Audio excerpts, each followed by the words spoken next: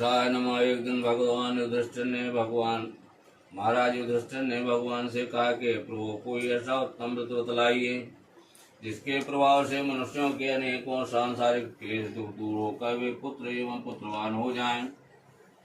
यह सुनकर भगवान बोले, हे राजन, तुमने बड़ा ही उत्तम प्रश्न किया। मैं तुमको एक पौराणिक इतिहास सुनाता हूँ, ध्यान पूर्वक सुनो। एक समय लोमस ऋषि ब्रजराज की मथुरापुरी में वसुदेव देवकी के घर गए।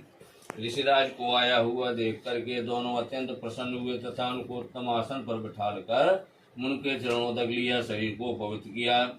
तब लोमस ऋषि देवकी से कहने लगे, देखो दुष्ट दुराचारी कंस ने तुम्हारे बहुत पुत्र मारे, ताते तुम बहुत दुखी भई। इसी प्रकार राजा नहुष की पत्नी चंद्रमुखी भी दुखी रहा करती थी, किंतु उसने संतान सप्तमी का व्रत विधि विधान सहित किया, जिसके प्रताप से उनको संतान का सुख प्राप्त हुआ। यह सुनकर देवकी ने हाथ जोड़ करके कहा, महाराज, चंद्रमुखी ने कौन बड़ा व्रत किया हुआ बताएं। तब जो है लोमस ऋषि कहने लगे, अयोध्या के राजा नहुष थे, उनकी पत्नी चंद्रमुखी अत्यंत सुंदर थी। उनके नगर में विष्णुगुप्त नाम का एक ब्राह्मण रहता था, उसकी स्त्री का नाम भद्रमुखी था, वह भी अत्यंत रूपवती सुंदर थी। रानी और ब्राह्मणी में अत्यंत प्रेम था। एक दिन वे दोनों सरयू नदी में स्नान करने के लिए गई। वहां उन्होंने देखा कि अन्य बहुत सी स्त्रियां सरयू नदी में स्नान करके निर्मल वस्त्र पहनकर एक मंडप में शंकर एवं पार्वती की मूर्ति स्थापित करके पूजा कर रही थीं। रानी और ब्राह्मणी ने यह देखकर उन स्त्रियों से पूछा कि बहनों, तुम किस देवता का और किस कारण से पूजन व्रत आदि कर रही हो। यह सुन स्त्रियों ने कहा, हम संतान सप्तमी का व्रत कर रही हैं। हमने से पार्वती का पूजन चंद्र नक्षत्र आदि से षोडशोपचार विधि से किया। रानी ब्राह्मणी ने इस व्रत का मन में संकल्प लिया, घर लौट आई। ब्राह्मणी भद्रमुखी तो इस व्रत को करती नहीं, किंतु चंद्रमुखी राजमत के कारण कभी करती न कभी भूल जाती। कुछ समय बाद दोनों मनी रानी बंधरिया भई। ब्राह्मणी ने मुर्गी की योनि पाई, परंतु ब्राह्मणी मुर्गी की योनि में कुछ नहीं भूली।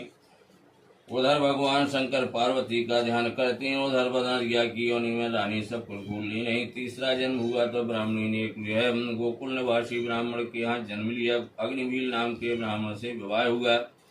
8 पुत्र हुए, सुंदर सुशील सभी हुए। इसके धर से प्रमुख रानी के कोई पुत्र है अद्बूढ़ी वही, तब उनके कोई पुत्र एक पुत्र हुआ, सोई रोगी अभय बुद्ध को हीन भयो।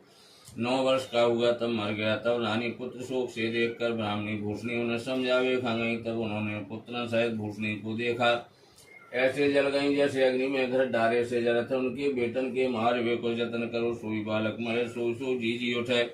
तब उन्होंने भूषणी ब्राह्मणी को फिर बुलाओ, पूछी, कहो तुम साची कहो, तुमने कौन बड़ो व्रत करो, ताते तुम्हारे पुत्र ये। तब जय भूषणा देवी ने कहा, क्या हो तुम्हें पूर्व जन्म की सुध नहीं, हम 3 जन्म पूर्व की बात बताते हैं। तुम रानी अयोध्या की थी, हम वहीं की ब्राह्मणी थी।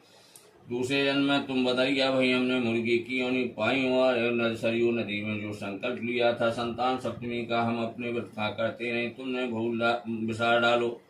तीसरा जन्म तुम्हारा फिर रानी का हुआ, हम ब्राह्मणी बनी तुम्हारे पास। अब हमने उस व्रत को करते रहे, इस व्रत से हमारे बहुत संतान हुई, सब कुछ सौभाग्य हुआ, तुम उस व्रत को भूले नहीं। रानी ने पूर्व जन्म का यह स्मरण किया। तब उन्होंने भादों के महीना शुक्ल पक्ष सप्तमी के दिन दोपहर में शंकर पार्वती की पूजा करी। फिर विधान सहित ब्राह्मण बुला करके पूजन किया और जो है कथा सुनी। कथा सुनने के बाद रानी की खूब सौभाग्य राज्य हुआ।